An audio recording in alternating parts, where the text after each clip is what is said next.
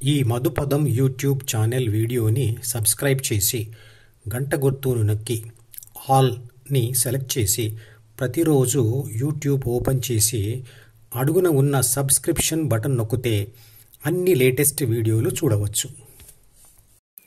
ప్రపంచంలోని మనుషులు మతపరంగా విభజించబడ్డారు. దేవుడు అనే భావం ఏర్పరచుకున్న మనుషులు దైవత్వం పొందడం ఎలా అనే ప్రశ్నను పక్కన పెట్టి అనేకమైన తప్పుడు ఊహలతో మతాన్ని ఏర్పరచుకున్నారు. దేవుడు అనే భావం ఎందుకు ఏర్పడింది అంటే, రాతి యుగంలో మనుషులు తమ మనుగడ కోసం క్రూర మృగాలతోనే కాకుండా ప్రకృతి విపత్తులైన భూకంపాలు, అగ్నిపర్వతాలు, తుపానులు, వరదలు మరియు అనేక ఆరోగ్య సమస్యలతో నిరంతరంగా పోరాడుతూ ఉండేవారు. అందువల్ల ప్రకృతి పట్ల భయం ఏర్పడింది. ఎవరో శక్తివంతమైన వ్యక్తి ఇవన్నీ చేస్తున్నాడని భావించారు. ఎలాగైతే మనుషులు సంతోషపెడితే సహాయం చేస్తారో అలాగే తమ భయాల నుంచి కాపాడడానికి పూజిస్తే వరాలిచ్చే దేవుడు అనే భావాన్ని సృష్టించుకున్నారు. కానీ ఇంతవరకు ఎవరూ దేవుడిని కళ్ళతో చూడలేరు కూడా. ఎందుకంటే ఏ మతంలో వాళ్ళు పూజిస్తున్న దేవుడైనా సర్వాంతర్యామి, నిరాకారుడు మరియు నిరామయుడు. అంటే అదే విశ్వశక్తి. పదార్థాలను, శక్తులను సృష్టిస్తున్నది అదే. నిరంతరంగా పదార్థాన్ని శక్తిగా, శక్తిని పదార్థంగా మారుస్తున్నది కూడా అదే. మన శరీరం పదార్థంతో చేయబడింది. ద్వితీయ మనసు ప్రాపంచిక అనుభవాలతో ఆత్మచేత తయారు చేయబడింది. ఆత్మ విశ్వశక్తి నుంచి వచ్చింది. విశ్వశక్తియే పదార్థ రూపంలో మరియు శక్తి రూపంలో విశ్వమంతా వ్యాపించి ఉంది. మరి ఉన్నది ఒకటే అయినప్పుడు ఆ ఉన్నది కూడా మతాన్ని ఏర్పరచలేదు, నిర్లిప్తంగా ఉంటుంది అన్నప్పుడు దాని గురించిన వాదనలు ఎందుకు?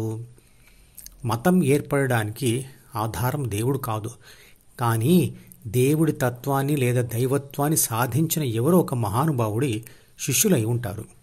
వారు గురువు చెప్పిన దానిని సరిగ్గా అర్థం చేసుకోకపోవడం వల్ల భిన్న ఆచార వ్యవహారాలతో మతాలు ఏర్పడ్డాయి.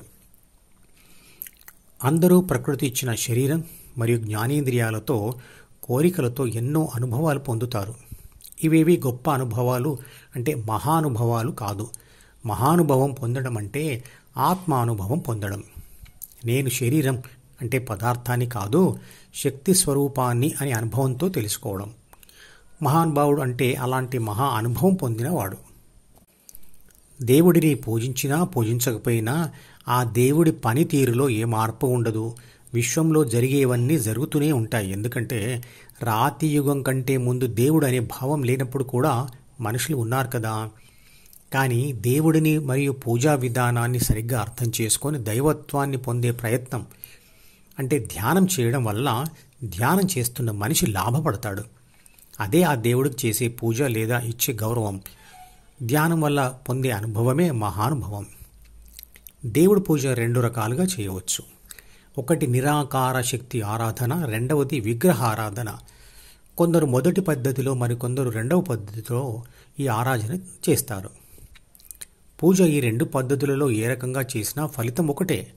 విగ్రహం యొక్క అవసరం ఎంతవరకు అంటే ఆ రూపాన్ని మనసులో స్థిరంగా, శాశ్వతంగా ప్రతిష్ఠింప చేసుకునేంతవరకే. మధుపదం యూట్యూబ్ ఛానల్ వీడియోలలో నామరూప ధ్యానంలో ఈ విషయం స్పష్టంగా చెప్పబడింది.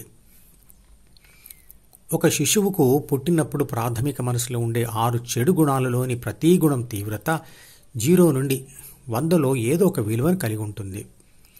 దానిని రాక్షసత్వం స్కేల్ అనుకుందాం.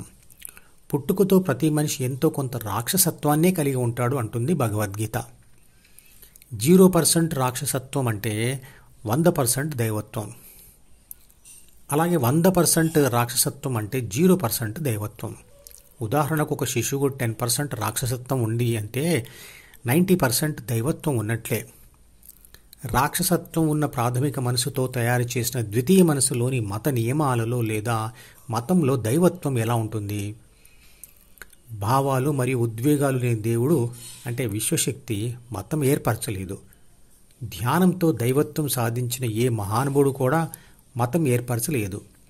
దైవత్వం సాధించిన వ్యక్తి చెప్పిన మాటలతో అతని శిష్యులు తమకు అర్థమైన విధంగా దైవత్వాన్ని, పూజలను తమ తమ గ్రంథాలలో, తమ మత గ్రంథాలలో రాసుకున్నారు, మతం ఏర్పరిచారు.